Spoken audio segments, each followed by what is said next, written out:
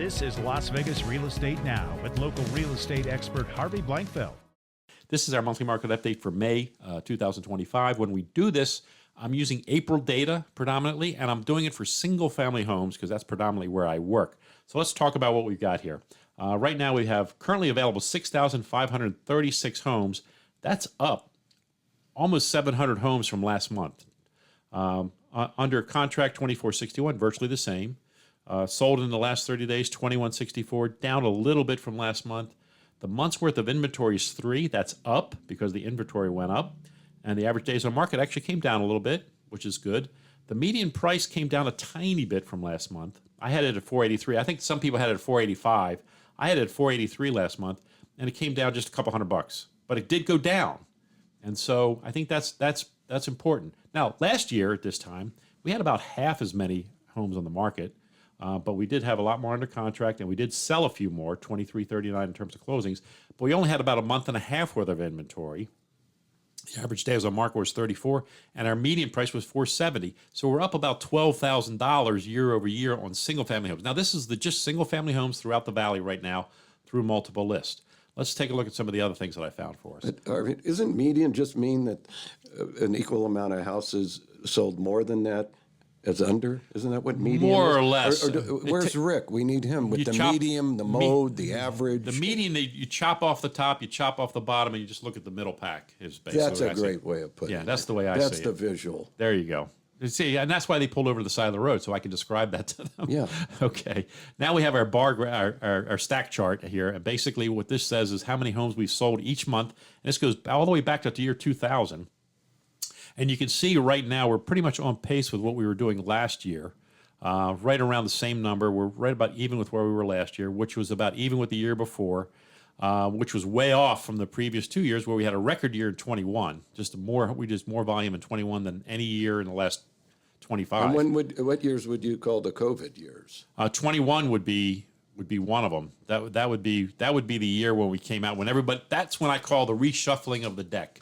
When everybody was spending a lot more time at home and they didn't like where they lived. So they decided I'm either going to get something bigger, something smaller, something closer to this or further away from that. And that's when we had the big reshuffling of the deck of where people lived. Did the divorce rates go up too? I imagine people had to stay at home with each other. Yeah, that's probably true. I didn't think about that, but that's probably true. Okay, don't think about it. Okay, let's not. I'm sorry I mentioned it. Yeah, let's get on to the next one here.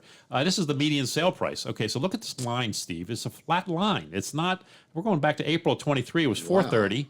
It's up 50 from there. Now they're saying our median price right now is 480 even, and then maybe they're rounding it to the nearest 5 or whatever is what they're doing there. Although no, there's a weird number in the middle here somewhere, but it's saying it's 480 right now. And if you go back to April 23, 2 years ago, it was 430, so it's been up a little over. So, that's not a bad appreciation rate year over year. Well, let's look at it last year. What was it last April? Last April, it was 469, 256. So it's up about $10,000 from that. So it's not up significantly. Median sales price on single-family homes is not up significantly year over year. We're seeing a pretty flat line. It's not going in any one direction, but it has been kind of creeping up, and it's kind of leveled off at this 480 number ever since July of last year was 480, and it hasn't really changed much. So what does it mean in terms of the equity that people have on paper? How much appreciation on average could you say that people have experienced here in town? Well, that's something I don't necessarily have, but you and I can both agree it's pretty significant. I mean, that they've been paying their mortgage, especially if they have a 3% mortgage, they're knocking down that principal every single month. I mean, a big number every single month. So they're building up equity pretty quickly. So if somebody has a $500,000 house, they might have made, at 4%, they might have made on paper, what? 20 grand. 20 grand. Yeah. See, I can still multiply and use decimals. There you go. Yeah. Nicely done. All right, let's take a look at this. This is luxury sales. Now I have two different stack charts for luxury, one at $1 million and one at $3 million, because I don't think $1 million's luxury anymore. I mean, there's a lot of tract homes out there that sell for $1 million. Not that they're not beautiful, wonderful homes. I just don't know if we want to separate them from the rest of what I would call the middle class of residential single-family homes. It's part of that. It's just part of that. Maybe we need another word. Yeah. I guess I don't live in a luxury home anymore. Yeah. There you go. Oh my good. Oh, it may be super luxury. Yeah, super luxury. Okay, that's all right. I'll go with that. All right, but you're going 1 million and over. Right here, a million over. We're on par with last year, which was a record year for this type of price product. And got off to a big start. We're right about even with where we were last year in terms of number of homes sold. And when you look at the 3 million, it's the same thing. It's just about even with where they were last year. And our market is, as a luxury market, is doing very, very well. We're getting a lot of influx from California and other parts of the country wanting to buy luxury properties in Las Vegas. And so that's been something that's been happening for a while now. It continues. Now, my last chart this is the one I create myself. This is the one I build every single month for you guys so And you it can see. takes you a month to build it, from what I've heard. Yeah, well, it takes me a while. And sometimes I have to let out some frustration while I'm doing this because it doesn't always work the way I want it to. But you have 3 different lines here. You have the number of homes sold, you have the number of homes available, and you have the median sale price. Now, if you look at that blue line, that's the median sale price. That's flat. That's just like we just said. It hasn't moved much in the last 12 months.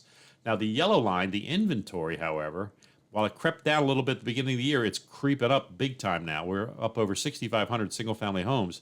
That's the biggest number we've seen in a long time. Why do you think it's going up? Well, I think that there's a lot of sellers out there who have been wanting to sell, but they love their interest rate or something else has been holding them back, and now they're saying, you know what, I can't wait for the market to come back. I need to make this move. And so they're putting the house on the market. So we're seeing the inventory creep up a bit. But the interesting thing is that our volume of activity is remaining about the same, right around 2,000 a month. So the number of homes sold, it's just 21. It's about the same. It's running just north of 2,000 a month. And that's pretty normal for this time of year. Last year at this time, back in May of last year, it was 2,300, a little bit heavier, but still, it's not a bad numbers. It's not normal activity, though. I think normal activity prior to the pandemic was closer to 2,500 a month in terms of single-family homes, in terms of what they're doing. So that's our monthly market update for May 2025. Any thoughts, Steve? Any thoughts on what's happening out there? Well, those drivers who did pull over to the side can now safely re-enter Re-engage the traffic? The traffic. Okay, good. Yeah, I think so.